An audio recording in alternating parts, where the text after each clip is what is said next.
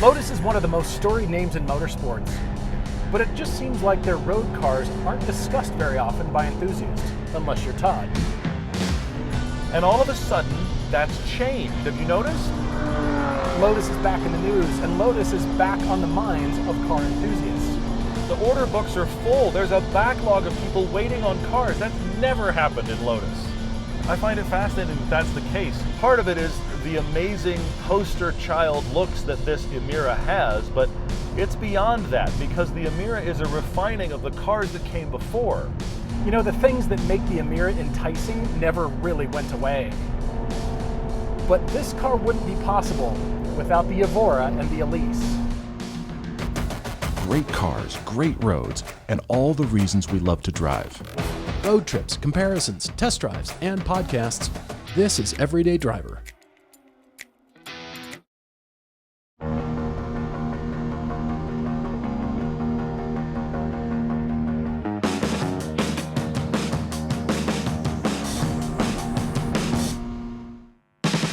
By starting with the Elise, you could say we're starting with the wrong car.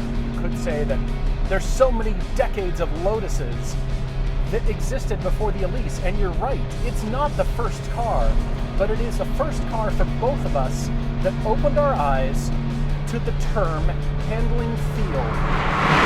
And it's redefined through our entire career with Everyday Driver what handling feel should be based on. Not every car can be based on a Lotus Elise. Not every car should be compared to an Elise, and nothing like this car will ever be built again. One of Lotus's longest running nameplates was the Lotus 7 that then became the Caterham 7.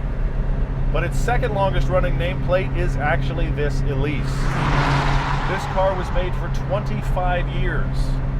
And like the Caterham, it solidified for people the simplification of driving and just how beneficial it can be to have a car that isn't all that powerful, but has complete and utter involvement.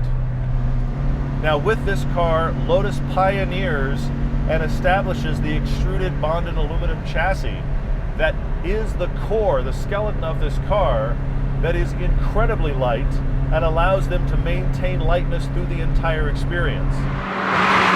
What's interesting is that the chassis underneath this car, the Elise, that also is the Exige, that also then was changed further to be the Evora, those three cars result in nearly 50% of the total cars Lotus has sold in the history of the company.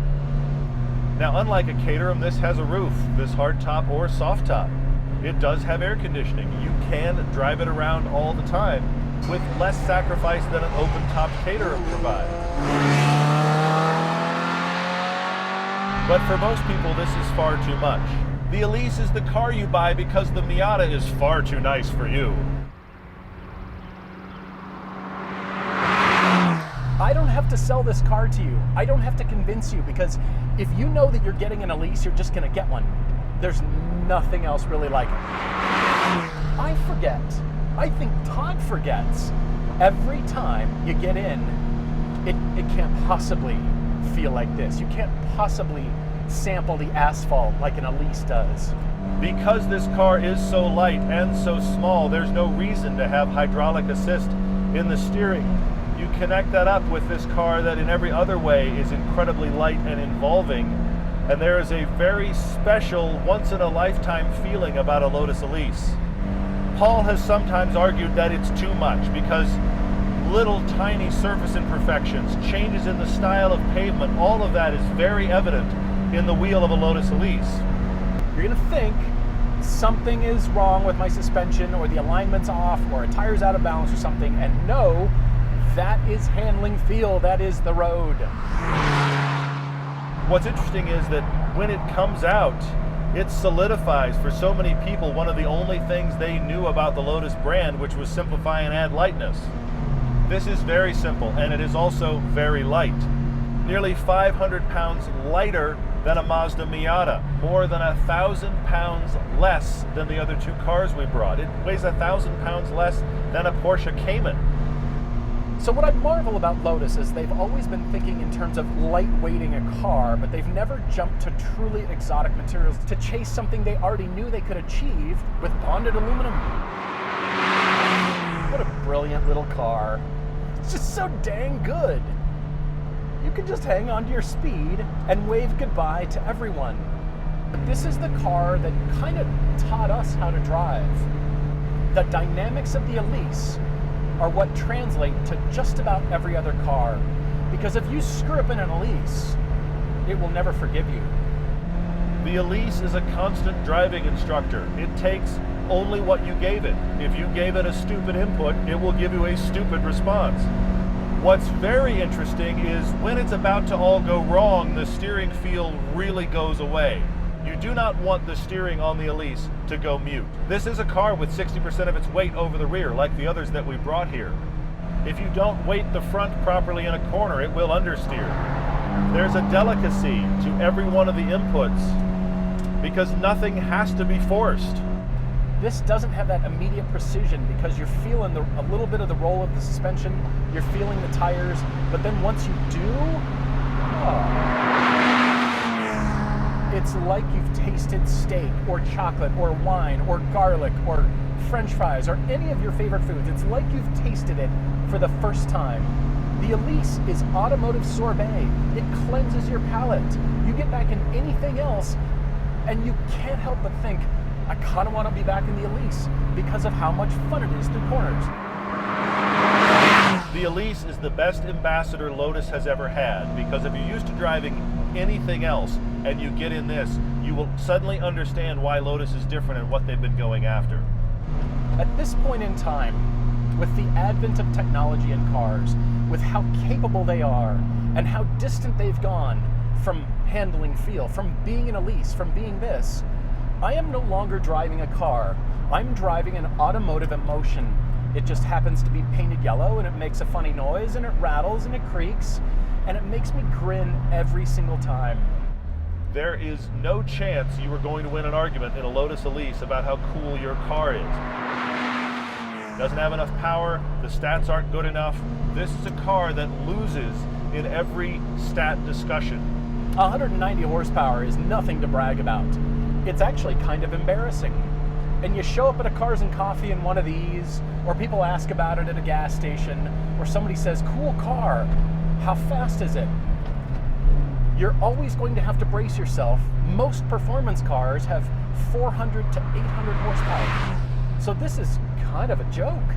It's embarrassing. 0 to 60, 5 seconds, not that impressive. Top speed, 140 with a tailwind on your best day, also not impressive. This is a 4-cylinder. It has less than 200 horsepower. How can this possibly be fun? But you drive it and you understand how weight kills the fun in a car, how weight insulates you from what's going on. This is so light, and with no assist in the steering, it just unveils everything that's going on about a drive. This is the 2ZZ engine from Toyota, yes. It's got a Yamaha design head for variable valve timing. And from the very beginning of the show, we realized, especially after driving the Elise for the very first time, stats don't matter because of how satisfying it is as a driver's car. All the way to 8,500 with a cam change in the middle. Here we go.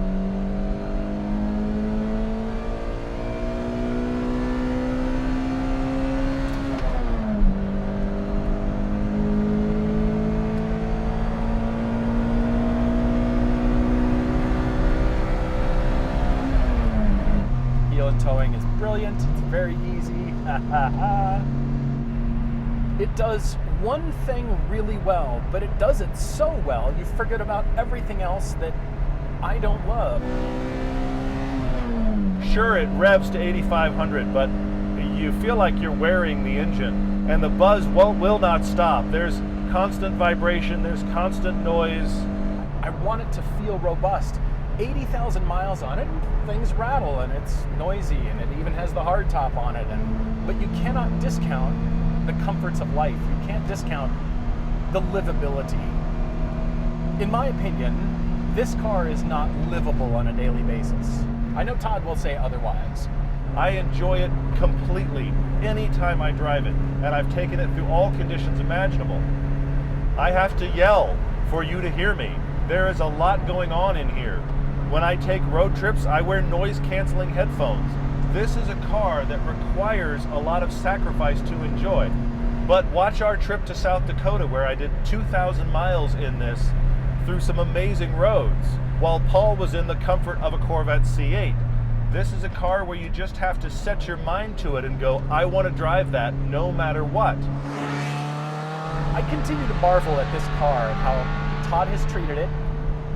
He's driven it like it's supposed to be driven. We've road tripped it. He's tracked it. He's driven it a lot. 80,000 miles. I know what some of you are saying. Lots of trouble, usually serious. That is the Lotus joke. It's the only other thing that most people seem to know about Lotus. But that's not been my experience with this car at all. It's only had a couple of surprises in my entire ownership. One of the spark plug wires wore out. One of the coolant lines began to fray. We replaced both of those, and otherwise it's been tires, brakes, and oil change. This car is not very hard on its consumables. Brakes, tires, clutch, even gas. It just sips from all of those categories. Everything about this car feels 2/3 scale. It's just not quite serious enough to be a real car. Now, I've loved it as a real car, but it is too far for most. But I've always wanted something more substantial. The problem is, as soon as you go more substantial, higher horsepower, better interior, more amenities, what happens? That's right. You've added weight. After the Elise, things start to get diluted.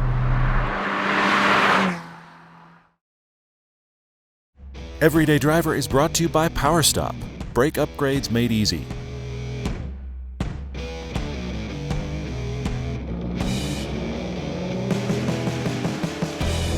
This, of course, is the Evora. This is an Evora GT, one of the last versions of the Evora. This is actually a 2020 model. They first released the Evora in 2009, more than a decade after the Elise was first announced. And think about the fact that when the Elise was first announced and was actually being sold, the Cayman didn't exist. In fact, the Elise predates the Boxster. So by the time this Evora came out, this is Lotus trying to take the Elise thinking and make it a little bit more palatable, make it compete with that Cayman and Boxster. It got a lot of development from when it was first introduced without forced induction. I liked it. I wasn't in love with the styling, but it had a supercar look. Then it got a supercharger. Then it got even more refined. It graduated from becoming the best kit car that you'll ever drive to genuinely becoming a car that feels like its price. Lotus succeeds here in showing you everything they can do with an excellent chassis. They started with that extruded bonded aluminum chassis, just like the idea in the Elise. They made a bigger car that still has a flavor and a personality that was pretty much impossible to buy from everyone else.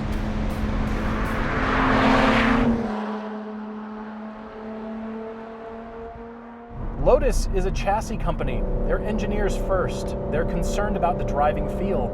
It almost doesn't matter what the power plant is. And they've danced with other companies and they've settled on Toyota. And here we are with the 3.5 liter supercharged engine. It's got 416 horsepower. And I love how this plays with you. It engages you because you look in your rearview mirror and you can see the throttle actuator. You can see the same on the Emira, but you kind of play with it. It's right there, kind of teasing you, goading you into doing something stupid. Hear that? Wow. That's a Toyota engine. Yes, it's tuned by Lotus. Yes, it's an Edelbrock supercharger. The great thing about that supercharger is it gives you power all the time. You're not waiting on anything to spool up. All of the acceleration feels very progressive. There's not a sudden punch of power all of a sudden, and you don't have that problem where you feel like you're dogging the engine down low.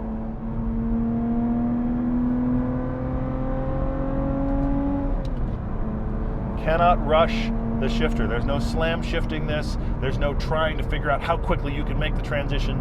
This is a gearbox. You just enjoy the fact that you're working with it, and the car keeps going faster. It's taken me a bit of driving to smooth out my own interactions because when I was doing heel and towing a little bit too aggressively, the whole car got upset. It's one of those cars that's closer to a race car in terms of interaction so that you, the driver, has to be smooth. But now that we've driven it for a couple of days, I feel more at home here. And it does feel like a very hardcore fun sports car. You're not going to hide this car. You're going to hear it coming. You're going to be aware a couple of miles out, the Evora GT is coming. I don't feel like it gives away really anything to cars that have twice the horsepower, but even in supercar world, 416 just doesn't sound like a lot. It's not a bragging rights car, so therefore it's still keeping with the Lotus ethos, but it's a discerning choice. Because at this level, you could buy so many other cars, new or used, that can outperform this car in stats. And that is not why you buy an Evora GT. Because now we have graduated to precision and handling feel. It doesn't have as much as the Elise, but nothing does. Most of the things that were true of the Elise are still true here. This still has really good steering feel, but in this case it's going to hydraulic assist because the car is significantly larger. Not only is it 2 + 2, or like 2 1/4, it's not really a +2. Those are some small people back there. But in spite of that, this is a more usable car across the board than the Elise. And it weighs more than 50% more. It's just under 3,200 pounds, which is most Caymans, many 911s, many sports cars.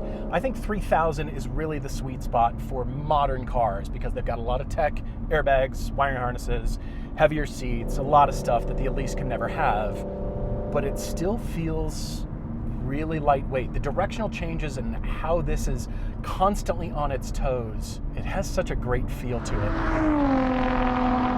Weight shift in this car is instantaneous because they've taken what started as kind of a GT car, definitely a Cayman competitor, and they've pushed it toward being a track-focused car. By the time you get to this GT, there's no slop left, and there wasn't much to begin with. The suspension is quite stiff. Turn into corners on the Evora, it has a hard edge to it. It doesn't ease its way onto the suspension travel, it just stops. It just steps over, like everything that's being involved here was just made of metal. There are no rubber bushings. It has this very aggressive, sudden weight shift to it that isn't unpleasing. The comfort that this car has is better in other flavors of the Evora. This feels very hard-edged. We're driving one with the sport suspension, so you can see right here, Sport. That changed the tune instantly. That opened up the exhaust. That tickles the throttle response.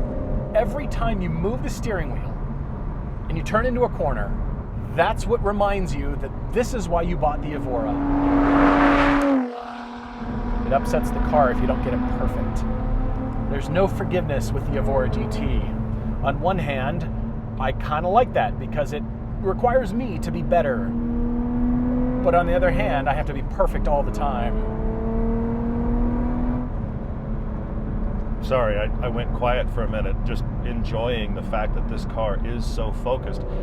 But it could be argued that it's too focused for most people. This is like an OCD level of drive well focus. It's on its toes and angry and aggressive all the time. Now, if you're on a great road, you'll feel right at home. It'll feel wonderful. But if you're driving it anything other than with a level of aggression, anything other than focus on how fast can I go, how much fun can I have, it's going to be a bit exhausting. Because this has all of the focus of the Elise, but none of the light playfulness of that car.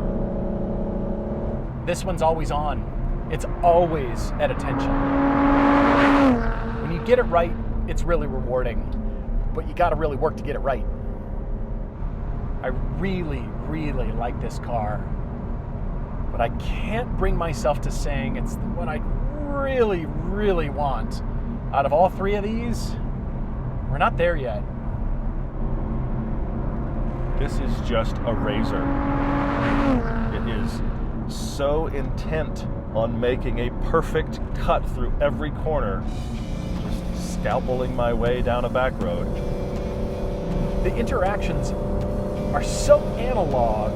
Everything about this car feels like the last of the last before you really get to numb, desensitized cars that do it all for you. But that's not true. There is still one more car.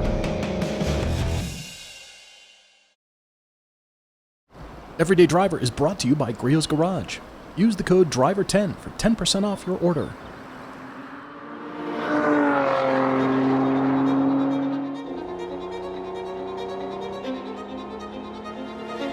Without the Elise and the Evora, the Emira doesn't exist. The technology, the things that Lotus knew and executed in those cars carry on here. In fact, this Emira is supposed to replace both the Elise and the Evora, which I don't really think you could do with just one car, but that's what Lotus is doing.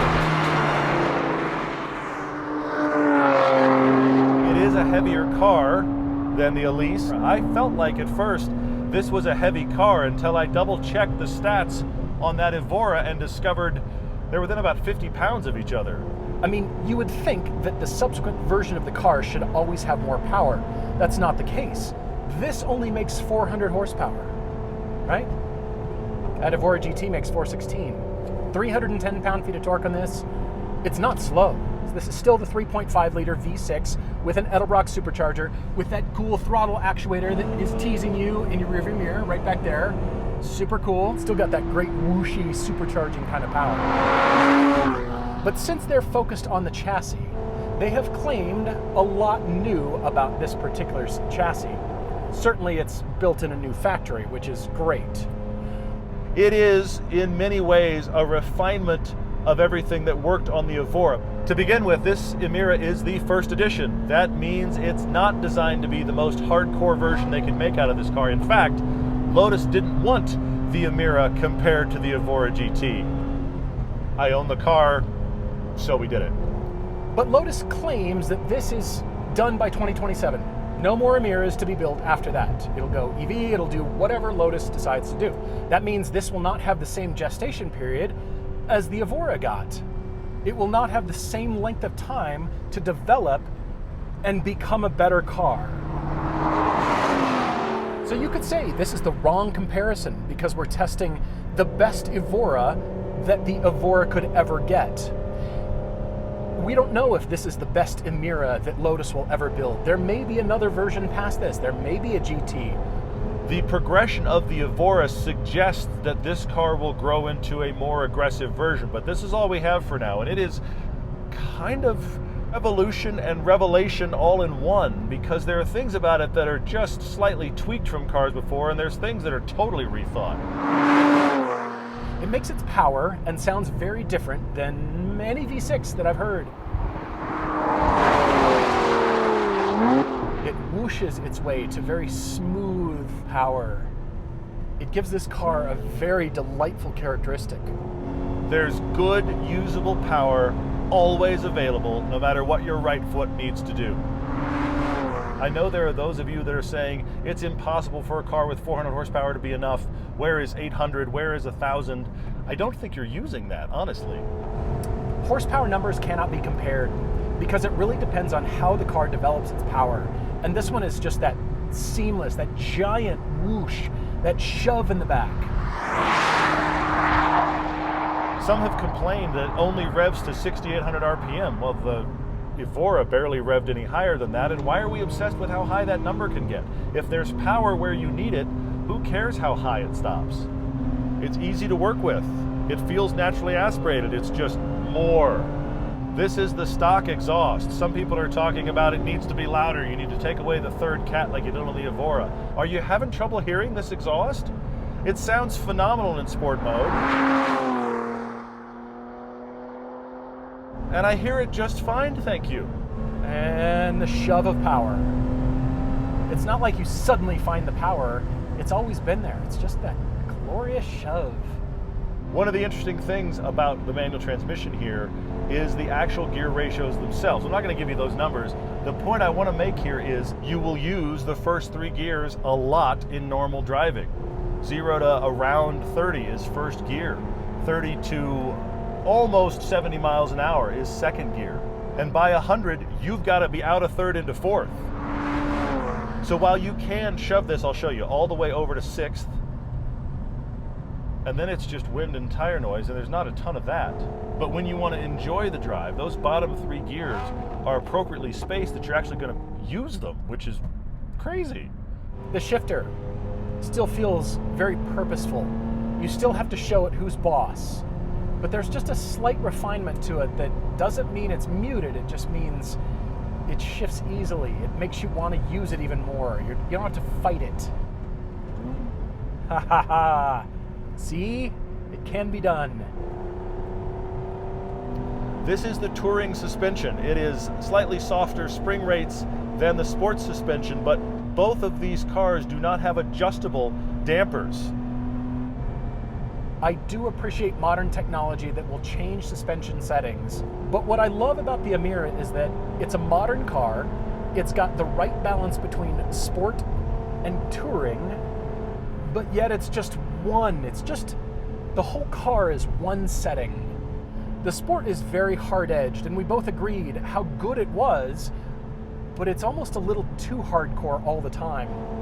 And here we are in the touring version, and it is the sweet spot. It is magic. It is softer than that Evora, there is no question. It's more livable than the Evora in every way you can possibly think of. After the hardcore focus of the other two cars, this feels quite a bit more livable and relaxed. Not in a bad way, it's still Lotus engineering and the chassis control is still excellent, but it doesn't have that frenetic sense where its only purpose is to drive hard. So with the Emira, Lotus claims they've gone all new, but there's a few things that suggest it's a refinement of the Evora chassis. It's still using that same extruded bonded aluminum chassis design idea that they've had for the last two cars, but this is supposed to be an all-new chassis with all the dimensions being totally different than any Lotus that came before. Having said that, this has exactly the same wheelbase as that Evora. Same wheelbase, similar door sills. The seating position in this is almost identical as well. So I don't believe that Lotus actually built an entirely new chassis. I think it's somewhere in between the older Evora chassis and some new thinking, some new components. I think it's somewhere right in between. Nevertheless, it is good. We've already established how good it is on the Evora. This new chassis, however new the components are, it's at its zenith in this car. The rough edges that you feel, those have been smoothed out. If the rough edges appealed to you, and that's why you bought an Evora GT or any prior Lotus, you might be slightly disappointed, but I'm not. When we drove this as a press car, we had the sports suspension, and I remember thinking, if I were ever get one of these, can't believe I did, wouldn't I want the touring instead? If I were going to make it a primary track car, I would have stayed sports suspension or done something aftermarket or whatever, but the purpose of this car for me is to drive it as much as humanly possible. All kinds of weather, all kinds of errands, road trips, you name it. We're going to do it all. And I wanted to drive this just to enjoy it. This is the third set of tires I've had on this car, not because any of them have worn out. When I bought it with the touring suspension, it had the Eagle F1s on it, which were good, but not standouts, and were kind of loud. Todd decided he wants silver wheels, so he found another owner who swapped his black wheels for these silver wheels. We took his yellow Emira, parked it beside this red Emira, and we just did swaps. He came in on silver wheels, left on black wheels, thrilled, and I got the factory silver wheel on my Emira, which I like so much better. I know it's personal choice, but I love this on the silver wheels. Those had the sport tires on it. That was a Cup 2 full track tire. But now Vredestein has stepped up and given us Ultrac Pros, their very newest tire, ultra high performance tire. They're very comfortable, and it seems like that initial turn-in is very sharp. We've barely put these Ultracs on, and I'll tell you the main thing I noticed right away, immediately, is these tires are quieter. We'll tell you more when we road trip this car and the C8, and what we really get to experience with those tires. But only on Lotuses does it magnify tire feeling. You just don't feel that on other cars. The car lets that information through. Hydraulic steering on this. One of the only cars I think being sold right now at all with hydraulic steering, and here it is. Lotus knows that their buyers actually care about steering feel, so this maintained hydraulic, that's quite a throwdown. That's a big thing. To have a manual transmission with hydraulic steering rack, it's like, when is this car from? 1995? There is connectivity back to the dawn of that Elise, but this is a thoroughly modern car with appropriate throwbacks. No car will ever have as much driving and steering feel as the Elise. I cannot have that expectation. But if you compare this car to anything else, this car just wins. See our C8 Corvette versus Cayman GTS 4.0 piece. It feels like this car rotates sooner than the Evora. I kind of have to manhandle the Evora through corners, and it's enjoyable, and the car likes it, and I like it, and everybody likes it. But this one just kind of knows where the corner is. I've got very high precision, and it just rotates. Things are just a little easier. That refinement has made things smoother. The Evora requires me to be a very smooth driver with smooth inputs. Smooth is fast. But here, it seems just a little bit more forgiving. If you have the traction control dialed back in track mode and you get yourself spooked in a corner and lift off the throttle all of a sudden, you'll spin it. I'm quite certain that you will.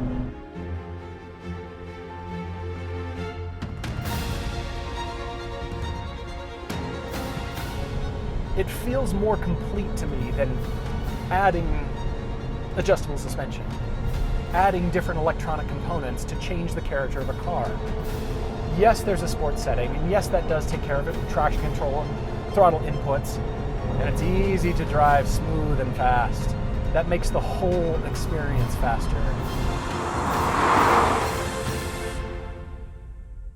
Three cars very related, but you could almost argue these are different companies.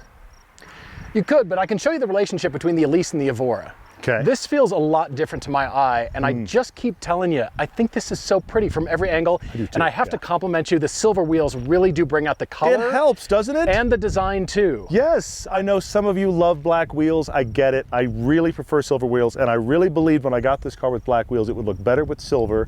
Thank you. It's just pretty. It looks better. So it's very easy to start sketching a car from the front. It's very easy to get the proportions started, but it's all about how you terminate things. Okay. And I think Lotus has done a great job over the years, but the Evora takes a lot from the Elise. You can see it on the terminating edge of the rear wing on here. Okay. That is very much modeled along with the shut line here.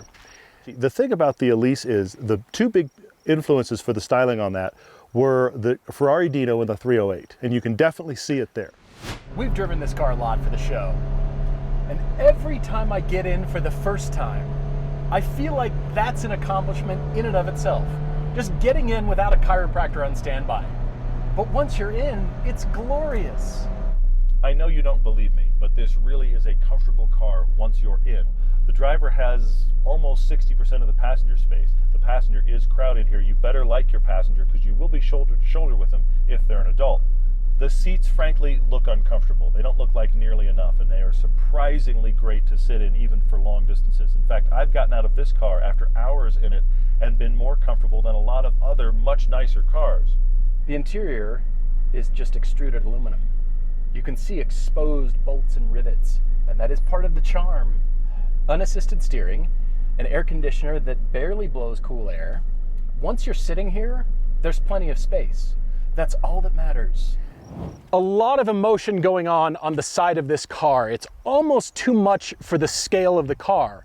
But then you go bigger with the Evora, and that emotion is missing. It's got the pinch at the waist, but the proportions with that never really did it for me. I always felt like Lotus was worried more about the shut lines and how the panels went together on the Evora than worrying about pure emotion. It's muscular, but that rear actually makes the car look narrower than the car actually is. That rear terminates and makes the rear kind of look the same width as the Elise. And the car's the same scale as the Emira, but it doesn't look like it.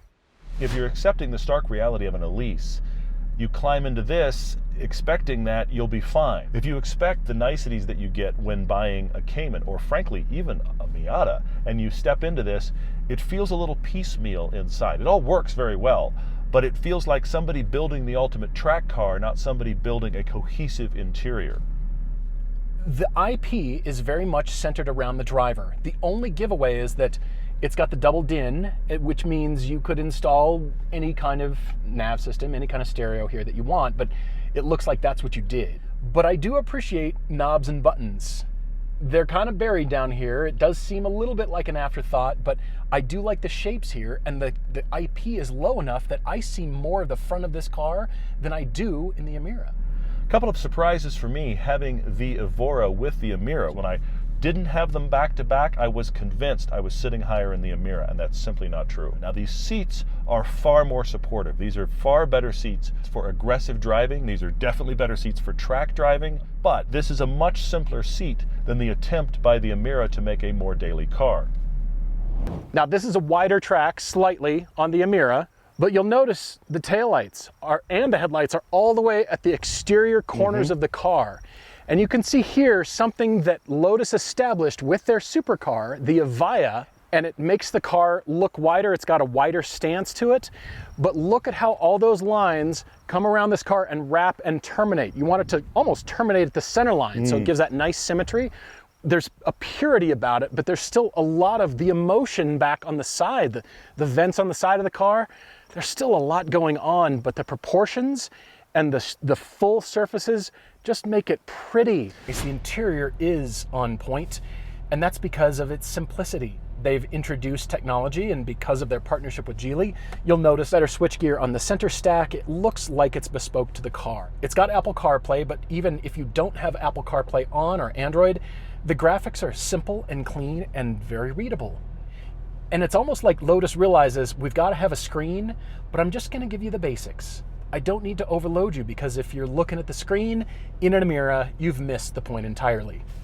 Now, it's not all good news. I'll give you a couple of downsides. The stereo, while it sounds good, it's all up front. The engine's behind you for sound, the stereo's in front of you for sound, and there's no way I've found to change that. The key, because it is this box that does not come with a key ring, I had to go get a tiny little key ring to fit in the box. That key ring did not come from the factory. I had to get it to put a little tiny key ring through the side of this box key, and it doesn't feel like that covering is going to hold up to being with a bunch of change in the bottom of your purse. That's just dumb. The center console will open, but you can't try to open it with any kind of angle. You have to perfectly squeeze it, and then it comes open just fine, and Apple CarPlay works and it plugs in. The rear hatch does not like to be lightly closed. Ultimately, I have a stereo that works, that I can hear, an air conditioner that actually can get too cold, which has never happened in a Lotus product. And then right down here, the magic, the engine start, it feels like an event. There's a talon, the claw covering up the engine start stop button, and I've seen people use their pinky to not lift it up and use the pinky, go right in between. But I found the best way is to just don't rush this little event right here, because this is special. It's beautiful, and I love these amazing front fenders that are very reminiscent of the huge ones on the Elise. Yeah. Very extreme fenders on the front, so they were able to pull that off by adding these nostrils. I do like them in person. I don't like them photographed. By the way, have I told you that I like the red and the silver wheels? Did I tell you that already? Red and silver looks so great. Okay, so last thing for your eye to look at is the windshield. Look at the windshield on the Elise and look at how that interacts with the roofline. Look at the windshield on the Evora and how that interacts with the roofline. They look like they're all separate pieces. The difference here on the Emira is it's one arc, one sweep, and it looks completely different than the other two cars. This is why it looks more unified, more complete, and that's what brings that beauty back. It's one airflow. But all three of these, you just don't see Lotus together. You don't see very many cars like this at all. And I'm very curious what is next, because they've talked about doing an all-electric, almost Elise replacement for this. 2027, which seems awfully fast to release another car for them. Yeah. Meanwhile, they're making an SUV that is nothing like any of these. So there's that too.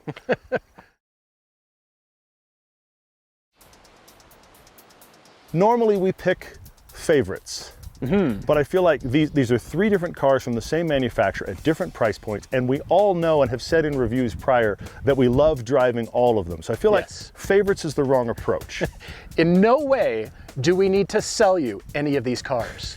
That's not what today is. Fair, okay, yeah. We don't need to convince you. You know, if you want a Lotus and you want one of these cars, go get one, right? Yes, well, go buy one. Yes, because here's the thing.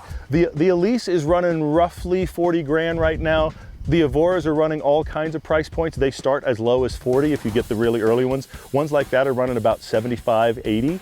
And then of course this car brand new is running about 100 grand. What is your price point? What are your needs? Because we've already described for you the differences in feel. So what is the thing you're gravitating toward? I cannot believe these three cars though. I love the fact that they feel different than each other. They still feel a little related, some more than others, but yet they don't feel like they're anybody else's cars. That's a good point. Although the future of Lotus is in question. Yeah. And I'm disappointed with the decision making because it seems like what we've read about and what we've heard and what you've heard, it seems like we're going away from Lotus and the core philosophy of lightweighting and fun to drive kinds of cars. But the Elise is such a benchmark. It is such a moment in time. And the best term Todd has come up with is that this is a cul-de-sac car. What do you get after an Elise? You can get more power, things that are faster, but nothing has the driving feel, the handling feel that the Elise does. It is not for most people. It is difficult to dedicate yourself to enjoying this car.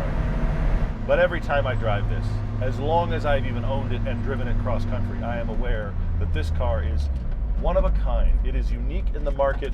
It will never come again. The Elise is about as special as cars can get. The styling is not my favorite. It's aggressive looking, but it isn't pretty. It's severe. At this price level, it can't just be about the precision and the driving feel. If you have one because of that reason, then I applaud you. The Evora GT is one of those cars that invites you to discover it. I love everything about this car. It's just not my favorite of these three. And that's kind of surprising because having driven it before, I like it a lot, but having driven it now with the Elise and the Emira, my opinions on it are developing. I do think that in general, people have slept on the Evora. I think that you could buy any version of it and have a fantastic car with more personality and more fun to drive dynamics than most anything else you could buy for the money. But you have to decide to go over that hump into a car that requires some sacrifice. Yes, it still has character flaws. No car is perfect, but it's a car that makes me think about switching brands. It's just such a special car. It has the refinement that I really love about German cars.